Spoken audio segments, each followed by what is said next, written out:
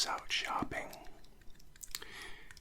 and I was grabbing some of my favorite spices to cook with. And when I was doing so, I grabbed the first one, like so. And then, with keeping my hand near the spices, I simply grabbed the next one I wanted. And when I did, they clanged together like that. And immediately I stopped and said, huh, that was a pretty interesting sound. Let me try that out again.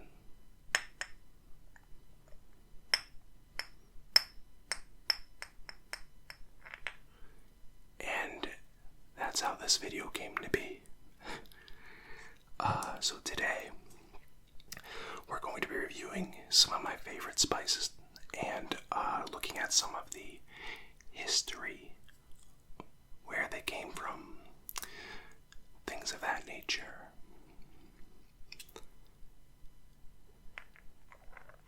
The 3 spices we will be examining today are ground coriander, smoked paprika, or in this case just paprika, and ground turmeric.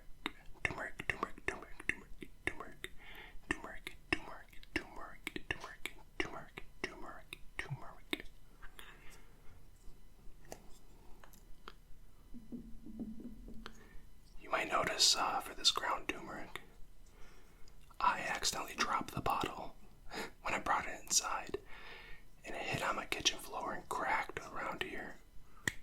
But luckily, there's been no true damage done.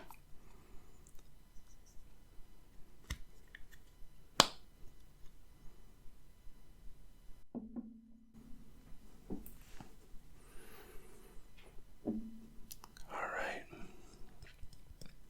so let's go ahead and get started. We're going to first look at the ground coriander.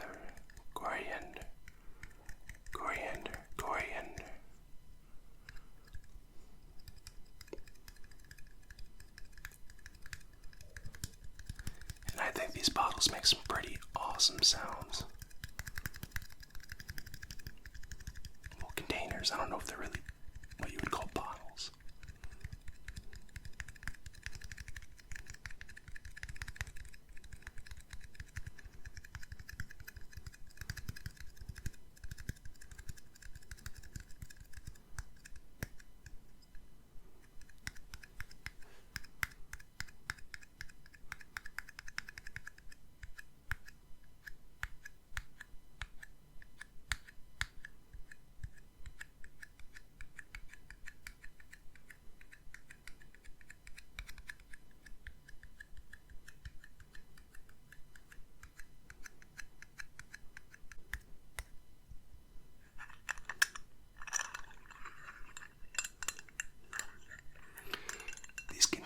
Or at least this one, also make one of my favorite ASMR sounds.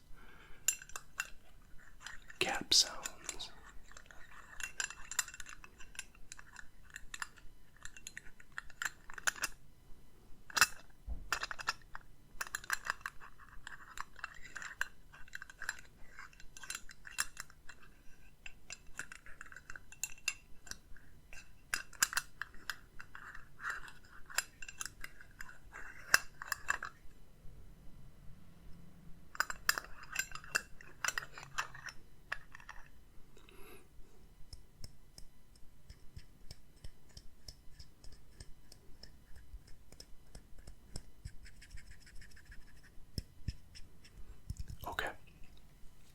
Let's go ahead and get started.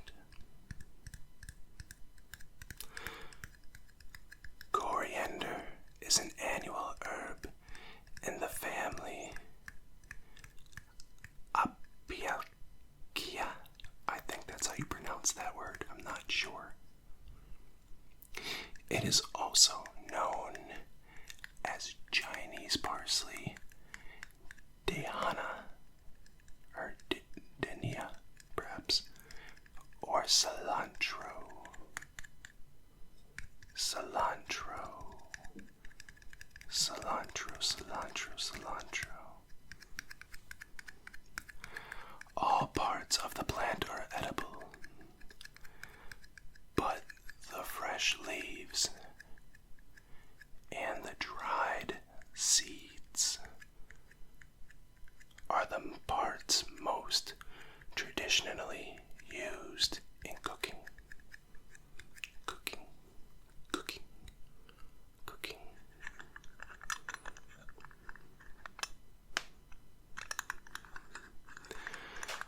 Most people perceive the taste of coriander leaves as a tart, lemon-lime taste. But to nearly a quarter of those surveyed, the leaves taste like dish soap, linked to a gene which detects some specific aldehydes that are also used as odorant substances in many soaps and detergents. That's pretty cool, I didn't know that.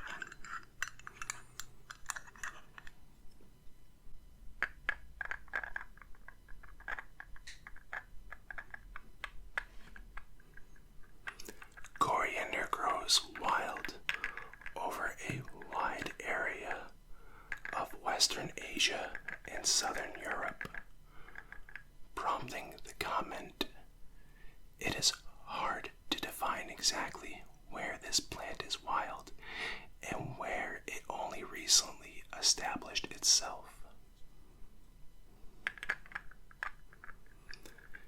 15 dissected Maricarps were found in the pre-pottery Neolithic B level of the Nahal Hamar cave in Israel, which may be the oldest archaeological find of coriander.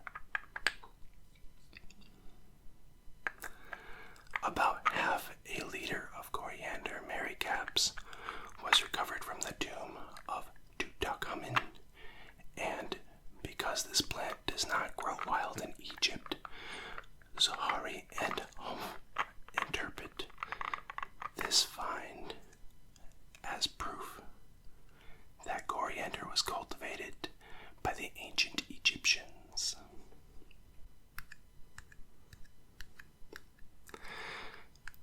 The Urbis Papyrus, an Egyptian medical text, dated around 1550 BC, describes coriander's medicinal and culinary uses. Coriander seems to have been cultivated in Greece since at least the 2nd millennium BC.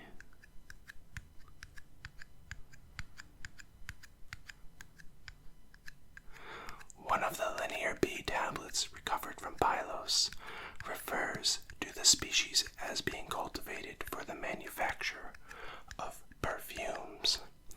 It apparently was used in two forms: as a spice for its seeds and as a herb for the flavor of its leaves.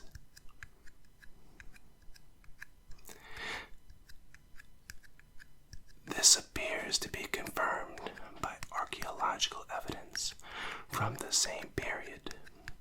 The large quantities of the species retrieved from an early Bronze Age layer at Sidrograia in Macedonia could point to cultivation of the species at that time.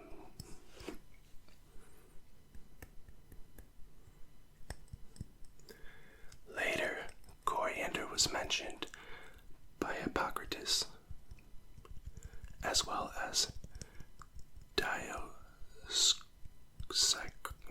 Dioscorides.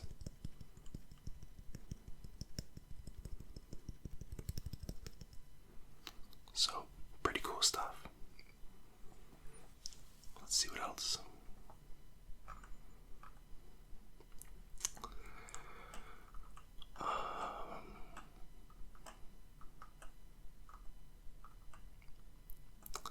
Says here the leaves have a different taste from the seeds with citrus overtones.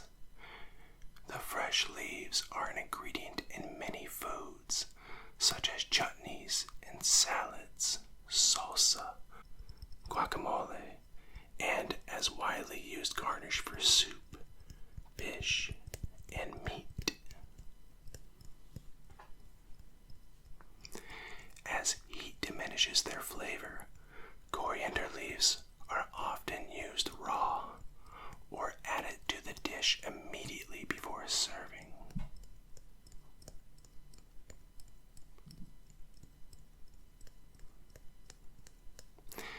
In Indian and Central Asian recipes, coriander leaves are used in large amounts and cooked until the flavor diminishes.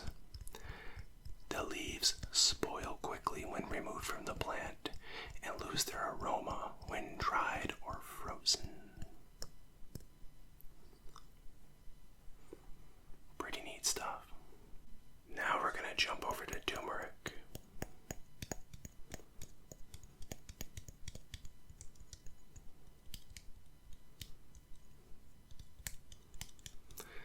Turmeric is a flowering plant.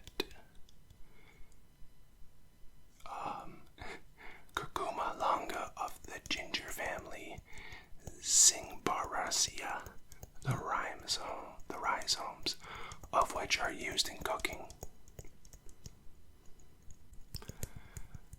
The plant is a perennial rhizomatous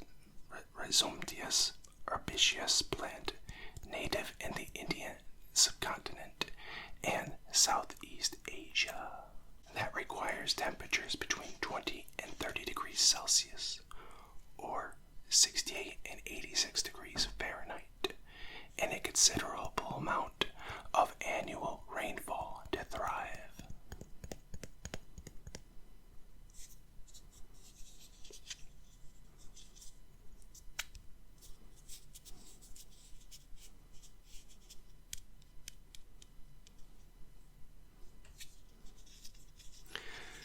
Plants are gathered each year for the rhizomes, some for propagation in the following season and some for consumption.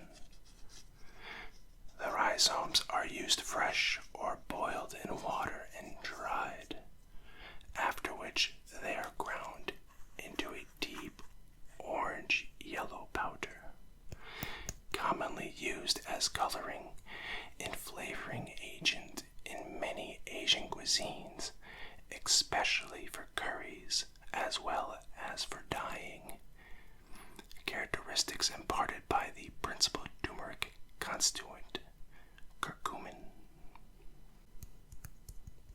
That's a lot of stuff.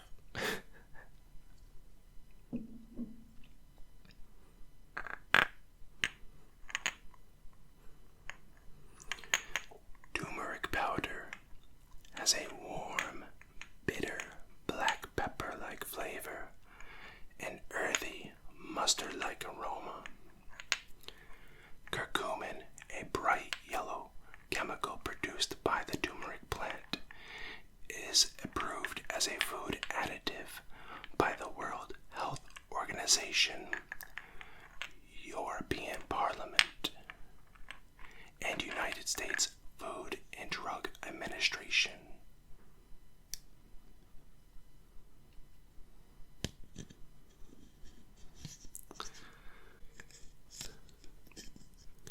Although long used in Ayurvedic medicine, where it is also known as Haridra, there is no high-quality clinical evidence for using turmeric or curcumin to treat any disease. Let's go ahead and take a look at turmeric's history. Turmeric has been used in Asia for centuries and is a major part of Ayurveda, Siddha medicine, traditional Chinese medicine, Unani, and the animistic rituals of Austronesian peoples. It was first used as a dye and then later for its supposed properties in folk medicine. Of course, if it doesn't make any money through expensive drugs, then it is folk medicine, as we all know. I don't know if it actually treats anything, but I just think it's funny how anything like this gets cast aside immediately by any professional environment. I don't know. I just think it's a weird thing.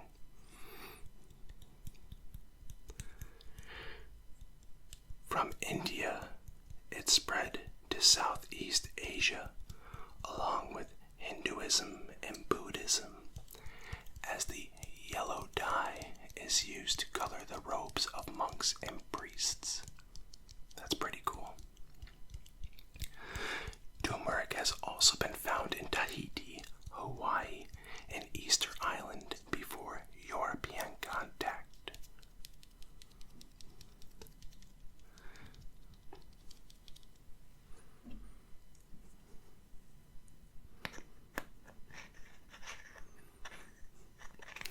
There is linguistic and circumstantial evidence of the spread and use of turmeric by Austronesian peoples into Oceania and Madagascar. The populations in Polynesia and Micronesia in particular never came into contact with India, but used turmeric widely for both food and dye. Thus, independent domestication events are also likely.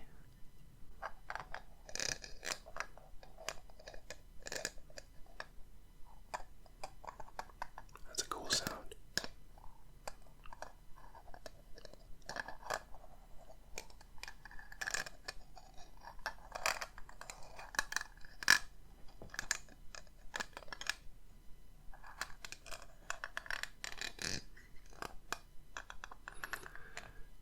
Tumeric was found in Varmana dating to between 2600 and 2200 BCE and in a merchant's tomb in Megiddo, Israel, dating from the 2nd millennium BCE.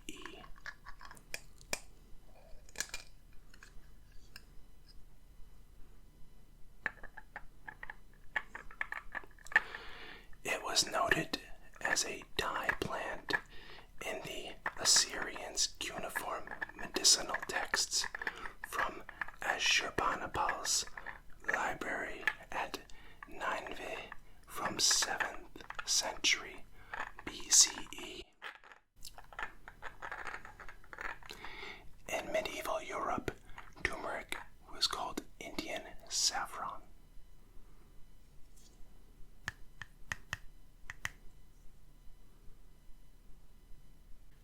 Last, we'll be looking at paprika.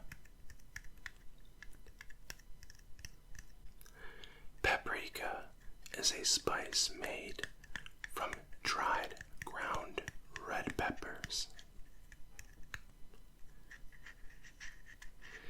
It is traditionally made from Capsicum annuum veritans in the longum group, which also includes chili peppers, but the peppers used for paprika tend to be milder and have thinner flesh.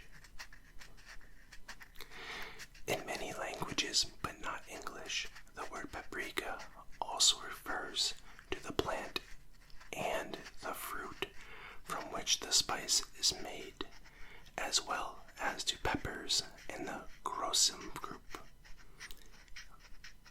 An example would be bell peppers.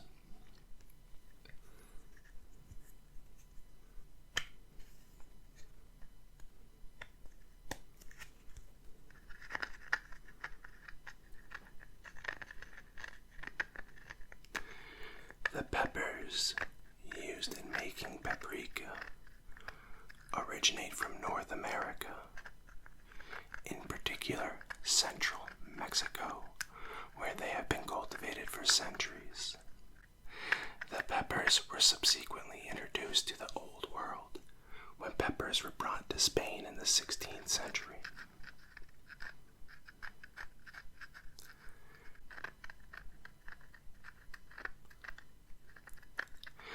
The seasoning is used to add color and flavor to many types of dishes in diverse cuisines.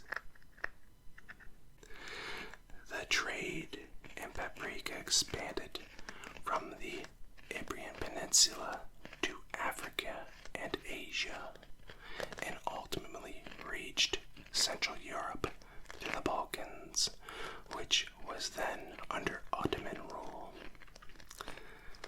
This helps explain the Hungarian origin of the English term. In Spanish, paprika has been known as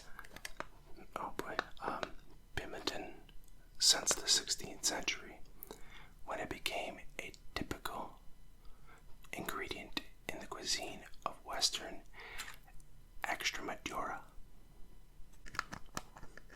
Despite its presence in Central Europe since the beginning of the Ottoman conquests, it did not become popular in Hungary until the late 19th century.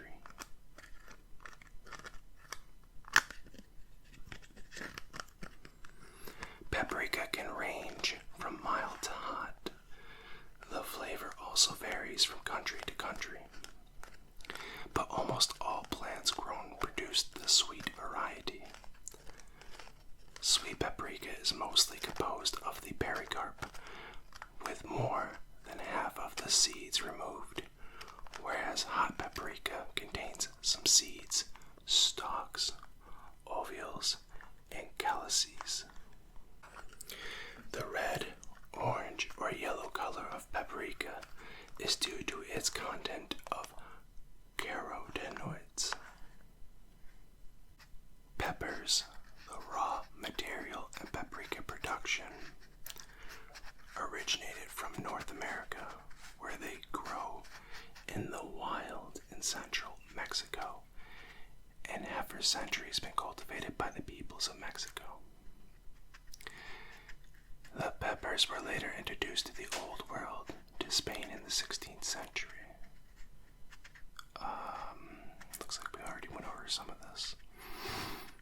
The plant used to make the Hungarian version of the spice was grown in 1569 by the Turks at Buda, now part of Budapest, the capital of Hungary.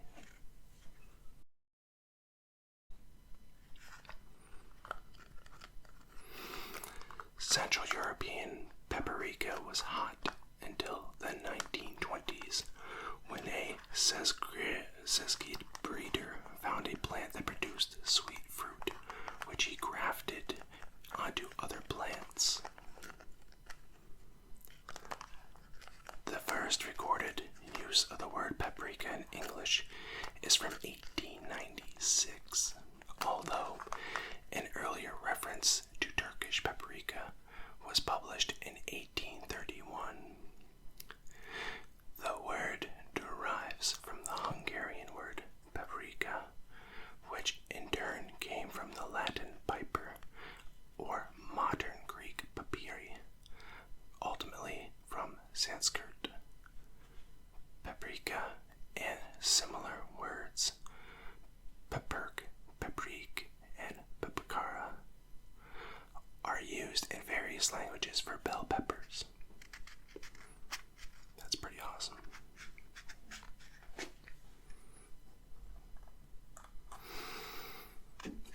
Let's look at some culinary. Paprika is used as an ingredient in numerous dishes throughout the world. It is principally used to season and color rices, stews, and soups such as goulash, and in the preparation of sausages such as Spanish chorizo, or chorizo. I always mess this word up. It's chorizo. I can't remember. Mixed with meats and other spices. In the United States, paprika is frequently sprinkled raw on foods as garnish, but the flavor is more effectively brought out by heating it in oil. I did not know that. Hungarian national dishes incorporating paprika include goulash, a meat stew, and paprikash. It's paprika gravy, a Hungarian recipe combining meat or chicken, broth, paprika, and sour cream. It sounds pretty good. In Moroccan cuisine, paprika is usually augmented by the addition of a small amount of olive oil blended into it. Many dishes call for paprika in Portuguese cuisine for the taste and color.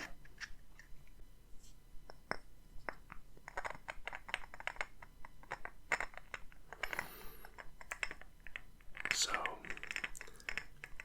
I hope you enjoyed learning about a few different spices today. I know I'm definitely going to enjoy using them later on.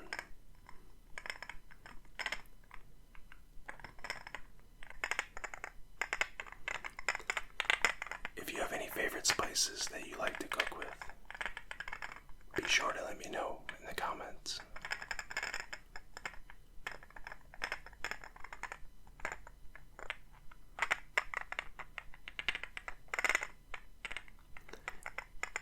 And I want to just say thank you all so much for all your support and encouragement. It really means a lot.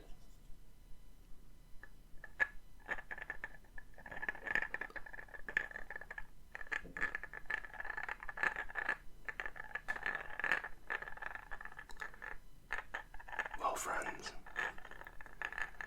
I think this is where we end today.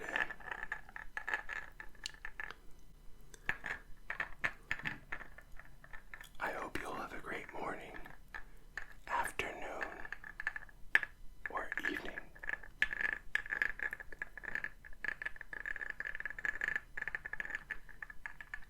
And I hope you sleep well.